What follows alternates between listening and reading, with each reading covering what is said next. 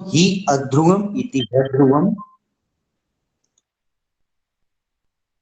यह अत्र पश्यामः कानि सन्ति सन्धियुक्तानि पदानि अस्मिन् श्लोके पश्यन्तु यो ध्रुवाणि यह ध्रुवाणि पुनश्च ह्यध्रुवं हि अध्रुवं पुनः पश्यन्तु अग्रिमे तत्र अस्य श्लोकस्य अन्तिमे चरणे एव अस्ति ह्यध्रुवं हि अध्रुवं नष्टमेव नष्टम् एव नष्टमेव एवं सन्ति तत्र सन्धियुक्तानि पदानि तो यो ध्रुवाणि परित्यज्य अत्र पश्यामः अस्य श्लोकस्य कः अन्वयः अस्य श्लोकस्य कर्तृपदमस्ति परिसेवते एवं अस्य श्लोकस्य क्रियापदमस्ति परिसेवते और कर्तृपदं वर्तते ह्यः कर्तृपदमस्ति यः अतः यः परिसेवते यः परिसेवते यः किं परिसेवते यः अध्रुवं परिसेवते किं कृत्वा अध्रुवं परिसेवते यः परित्यज्य अध्रुवं परिसेवते यः कानि परित्यज्य अध्रुवं परिसेवते यः ध्रुवाणि परित्यज्य अध्रुवं परिसेवते हि इत्यस्य प्रयोगः पादपूर्ति कृतः अतः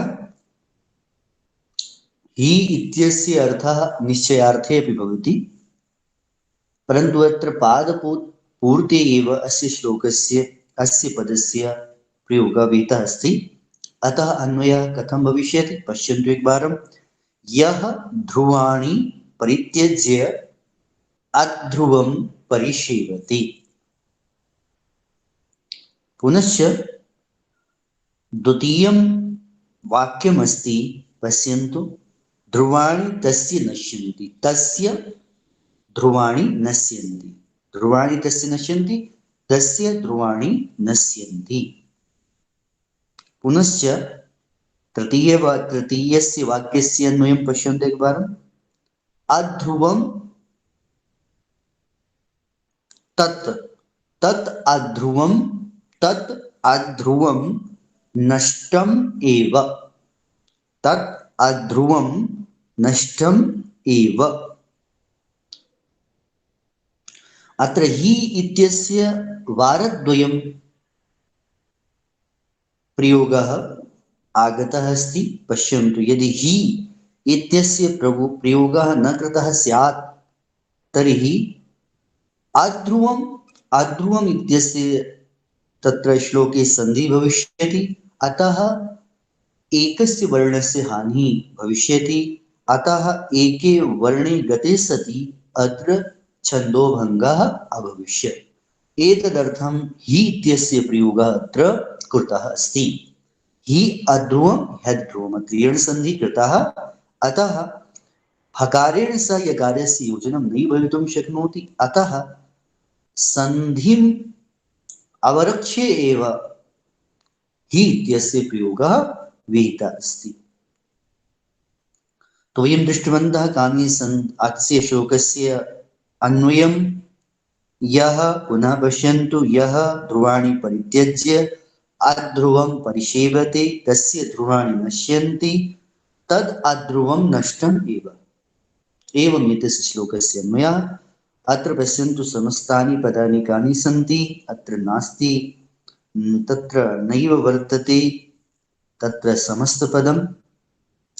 समस्तपदम् एकमेव यथा अध्रुवं न ध्रुवम् इति अध्रुवं नै तत्पुरुषसमासः अस्ति न ध्रुवम् अध्रुवम् एवं वयं पश्यामः तत्र आगतानां पदानां कः परिचयः यः यत् सर्वनाम शब्दः तस्य पुल्लिङ्गे प्रथमाविभक्तौ एकवचने भवति यः ध्रुवाणि अजन्त अकारान्त पुंसकलिङ्गः तत्र द्वितीयाविभक्तौ बहुवचने भवति ध्रुवाणि परित्यज्य परि उपसर्गपूर्वक त्यज धातु वर्तते त्वा स्थाने लेप् प्रत्यये कृते सति परित्यज्य इति निष्पद्यते। अध्रुवम् इत्यस्य परिचयः कः? अध्रुवम् अजन्त आकारान्त नपुंसकलिङ्ग शब्दः। तत्र द्वितीया विभक्ति एकवचनं विद्यते।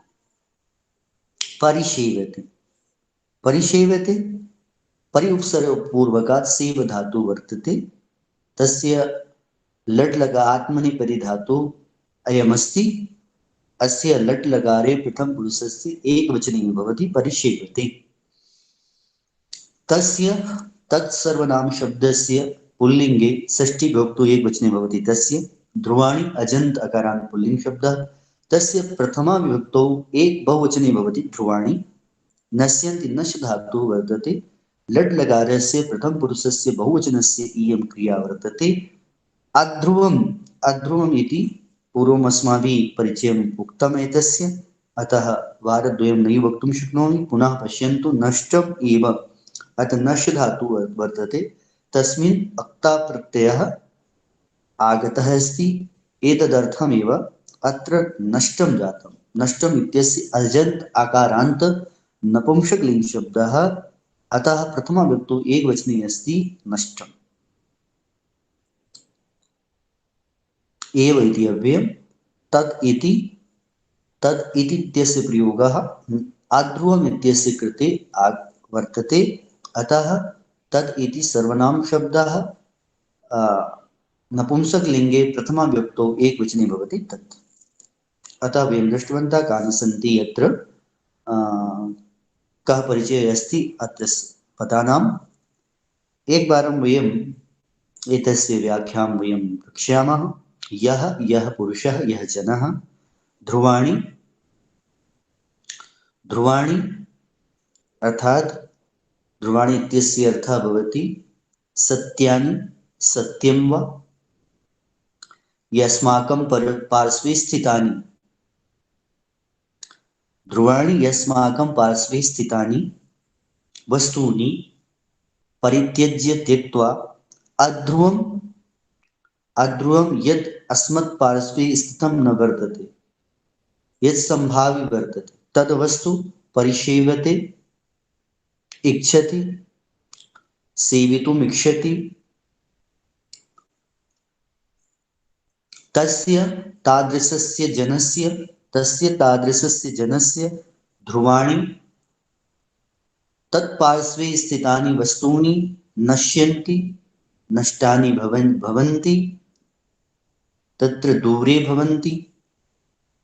अध्रुवं तत्, तत् पूर्वोक्तम् अध्रुवम् असंभावे अस्थितं वस्तु नष्टम् एव, नष्टमेव विनाशतां प्राप्तमेव। एवं तत्र अस्य व्याख्या अस्ति। सरलार्थः कः? यः मनुष्यः, यः मनुष्यः पार्श्वे स्थितानि, पार्श्वे स्थितानि या सुलभानि उपलब्धानि वस्तूनि परित्यज्य त्यक्त्वा असुलभानि अनुपस्थितानि वस्तूनि इच्छति, तस्य जनस्य उपलब्धानि एव वस्तूनि नश्यन्ति, नष्टी भवन्ति, और अनुपलब्धं तु पूर्वं नष्टमेव। यद् उपलब्धं नास्ति, यस्याः इच्छां वयं कुर्मः, तत्तु अस्माकं पार्श्वे एव तानि न सन्ति, अतः तानि तु पूर्वमेव नष्टमस्ति, तानि तु पूर्वमेव नष्टानि सन्ति। एवम् आशयः वर्तते। अत्र पश्यामः वयं तत्र एकवारं कः विशिष्टार्थः पश्यन्तु। अस्माकं जीवने वयं किं कुर्मः? वर्तमाने वयं न जीवामः। वर्तमानम् अस्माकं ध्रुवमस्ति, भविष्यत् अस्माकम् अध्रुवमस्ति। वयं वर्तमाने न जीवामः। वर्तमाने याः क्रियाः सन्ति तासु क्रियासु वयं किं न कुर्मः, स्वात्मानं न प्रवर्तयामः। किं भवति परिणामः कः?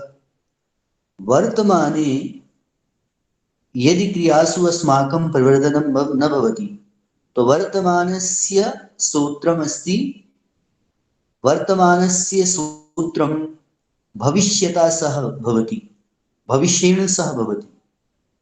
यदि वर्तमानं कस्यचित् वस्तुनः कस्याचित् स्थितेः सम्यक् न भवति, भविष्यमेव तस्य वस्तुनः सम्यक् न भविष्यति। भविष्ये गते सति, भविष्ये भविष्यं प्राप्ते सति तद्वस्तु अतीततां याति। अतीतं तथा एव उत्तमं न भविष्यति। अतः वर्तमानम् एव भविष्यं पुनश्च अतीतं भूतं च नियन्त्रयति। अतः वर्तमानं सम्यक् स्यात्। एतदर्थम् अत्र आचार्यचाणक्येन निगदितं कि यः मनुष्यः यद् वस्तु अस्माकं पार्श्वे भवति, यद् वस्तु अस्मद्धीनं भवति, तस्य प्रयोगं यदि यः मनुष्यः न करोति, या व्यक्तिः न करोति, पुनश्च तद् वस्तु त्यक्त्वा अन्यत् परिसेवितुम् इच्छति, अन्यत् इच्छति, यद् वस्तुतः अस्मत् पार्श्वे नास्ति, तस्य पार्श्वे नास्ति, यदि एवं चेष्टते, यदि एवं प्रयतते सः, एक दिनं किं भविष्यति? एक दिनं तस्य पार्श्वे उपलब्धानि यानि वस्तूनि सन्ति, तानि तु नष्टानि भवन्ति। और यस्य अध्रुवस्य अस्थितस्य स नरः इच्छति, तस्य तु प्राप्तिः न सञ्जातः अस्ति। अतः तद्वस्तु पूर्वं नष्टमेव अस्ति। अहम् इच्छामि यद् अहं चिकित्सकः भवेयम्, परन्तु तत्कृते अहं तादृशीं क्रियां न करोमि, तादृशं व्यवहारं न आचरामि। अहं चिकित्सकः, अहं शिक्षकः, अहं चिन्तयामि अहं चिकित्सको भवेयम्, परन्तु अहं किं न करोमि? अहं शिक्षकत्वकार्यं न सम्पादयामि, अहं शिक्षणकार्यं न सम्पादयामि, परन्तु एतत् कार्यं विहाय चिकित्सकः नास्मि, तत्कृते अहं प्रयत्नशीलः। अतः किं भविष्यति? तथा अस्माकं शिक्षणकार्यमपि सर्वकारेण पुनश्च नियोक्त्रा किं करिष्यते? बलात् आहरिष्यते, पुनश्च चिकित्सकः अपि नैव अहं भवितुं शक्ष्यामि। तदा यदा अहम् इतः निवृत्तो भविष्यामि, तदा एव चिकित्सको अपि न भविष्यामि। यतोहि तत्क्षणे तात्कालिकायां स्थितौ अहं चिकित्सको अपि न भविष्यामि। अतः एवमस्ति। तत्र हिंदी भाषायाम् उच्यते एक दो नाव में पैर रखना, दो नाव में पैर रखना, अर्थात एकं यद् ध्रुवमस्ति तद् अस्माभिः तत्प्रयोज्यं, तदनुगुणमेव यदा वयं प्रयोगं कृत्वा यदा अग्रे गन्तुं गच्छामः, तदा अपरे गच्छामः। एकं परिपूर्य अपरं, यदि एकं विहाय वयम् अग्रे गच्छामः, तो निश्चयेन अस्माकं जीवने किं भवति? अस्मज्जीवने तादृशी स्थितिः नैव दृश्यते। अतः वयम् एवं कर्तुं प्रभवामः।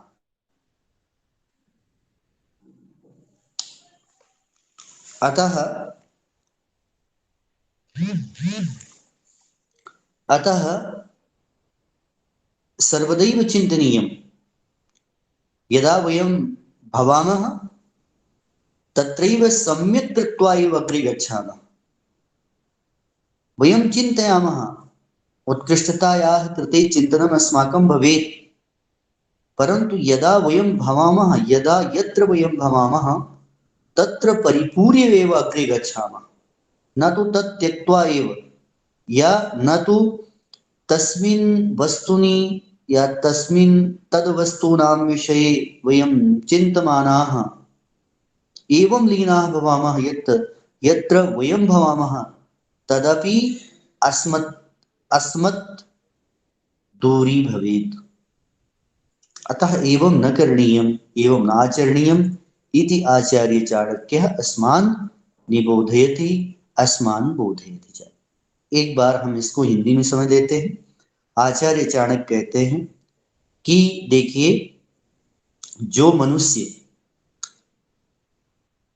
ध्रुव, ध्रुव का आशय है सत्य, स्थिर, और यहां पर ध्रुवाणी शब्द का आशय ये लिया गया है कि जो व्यक्ति अपनी स्थिर और सत्य परिस्थिति का परित्याग करके, या जो मनुष्य अपने पास मौजूद वस्तु या स्थिति का त्याग करके अनिश्चित और अप्राप्य वस्तु की ओर सेवन करने की चेष्टा करता है, प्रयास करता है, तो उस व्यक्ति का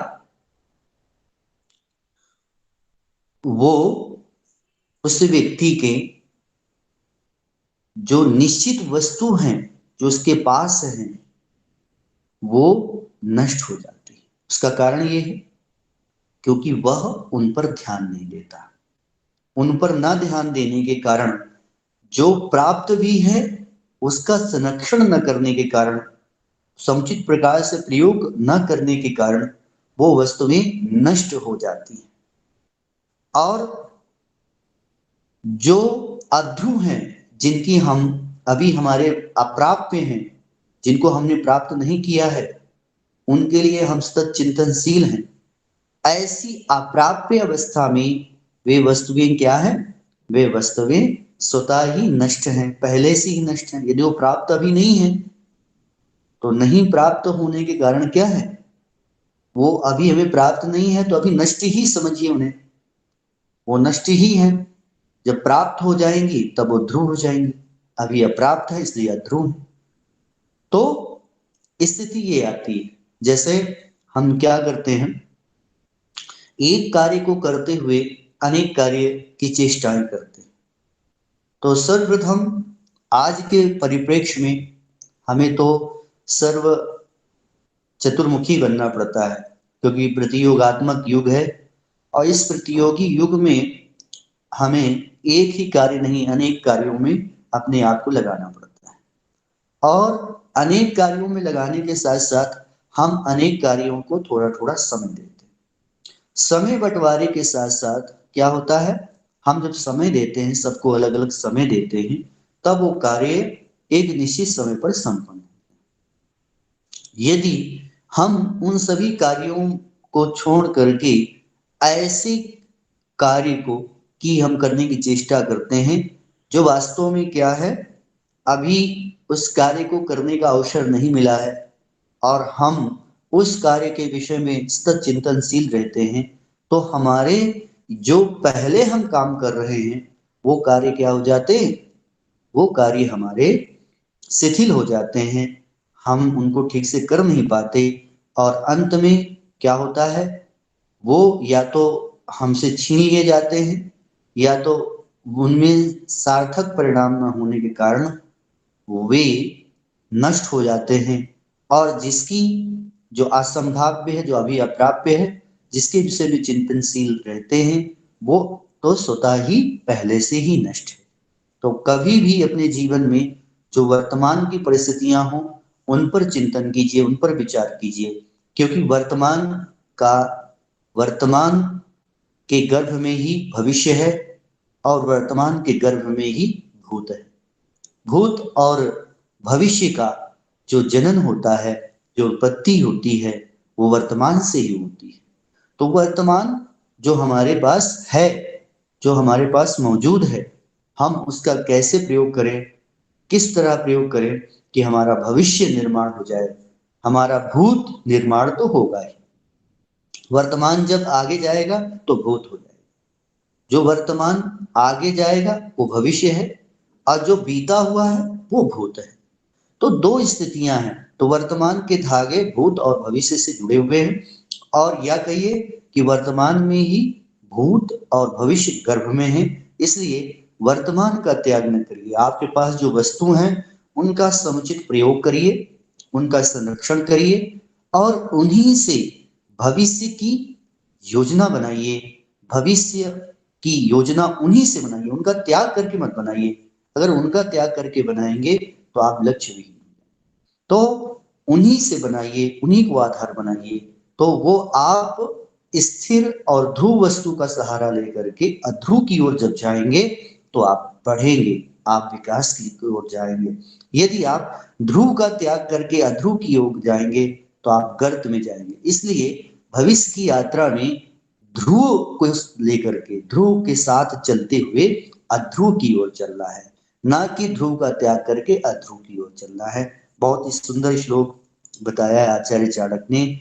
बहुत ही सारगर्भित श्लोक है, बहुत ही सुंदर है, बहुत ही अच्छा है और प्रेरणात्मक है। हम विद्यार्थियों के लिए और सामान्य बहुत सारे लोगों के लिए एक शिक्षा हो सकती है कि एक बार में मन कितनी कितनी कल्पनाएं करता है, लेकिन कुछ क्रियाओं में वो व्यापृत होता है, कुछ क्रियाओं में नहीं लगता है। तो किन क्रियाओं में, किन क्रियाओं में न लगे, उसका वर्तमान क्या है, उसका भविष्य क्या है, इसका भी चिंतन करते हुए वर्तमान का संरक्षण करे और उसी से भविष्य की राह तलाशे। तभी क्या हो पाएगा, उसका जीवन सारगर्भित हो पाएगा, समस्या से निराकृत होगा, उसके जीवन में समस्याएं नहीं आएंगी, और आएंगे भी तो वो स्वतः हमको सुलझा देगा। तो इस तरह बहुत ही प्रेरणात्मक श्लोक आचार्य चाणक्य ने बताया है। तो इस तरह अगर हम इस प्रकार के श्लोकों को अपने जीवन में धारण करेंगे तो निसंदेह हमारा वर्तमान भी उत्तम होगा, हमारा भविष्य भी उत्तम होगा। और जब हम भविष्य में पहुंचेंगे तो भूत तो हमारा निराला ही होगा, जिससे आने वाला समाज शिक्षित होगा और लोग इससे शिक्षा लेंगे, अपने आप को भी प्रेरित करेंगे, दूसरों को भी प्रेरित करेंगे। तो इस तरह हमने आज इस श्लोक का अध्ययन किया, और इस श्लोक के अध्ययन के बाद कल फिर हम अगले श्लोक का अध्ययन करेंगे। तो आज के लिए बस इतना ही। ओम शांति शांति शांति।